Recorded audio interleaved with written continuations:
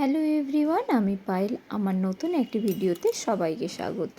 তো কাল আমি বানিয়েছিলাম ফ্রাইড চিকেন কেএফসি স্টাইল। তো প্রথমেই আমি যেই ক্যাপশনে যেগুলো দিয়েছি একে একে চিকেনের সঙ্গে সমস্ত কিছু মশলা ম্যারিনেট করে মশলাগুলো দিয়ে ম্যারিনেট করে নিয়ে 30 মিনিটস মতো ফ্রিজে রেখে দিয়েছিলাম। এবার এটাতে মেন যেটা কোটিংটা, তো এবারে কোটিংটা একটু ডিফারেন্ট স্টাইলে করেছি। ময়দার কর্নফ্লাওয়ার, তোমরা চাইলে চালের গুঁড়িও মেশাতে পারো, বাট আমি দিইনি। এবার ওর মধ্যে নুন, গোলমরিচ আর একটু কাশ্মীরি মির্চ দিয়েছি।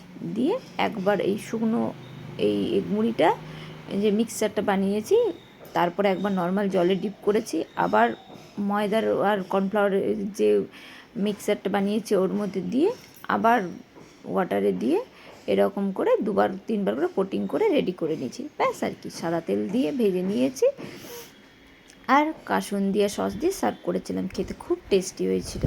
তোমরাও একবার বাড়িতে ট্রাই করে দেখো। যখনই বাড়িতে সানডে চিকেন আসে না, আমি কিছুটা চিকেন তুলে রেখে বিভিন্ন রকম রেসিপি বানাই। তো এটা এইবারে বানিয়েছিলাম। আর ওপর থেকে কিন্তু একটু আমি ওই মশলা ছড়িয়েছিলাম, কী বলে, পেরি পেরি মশলা।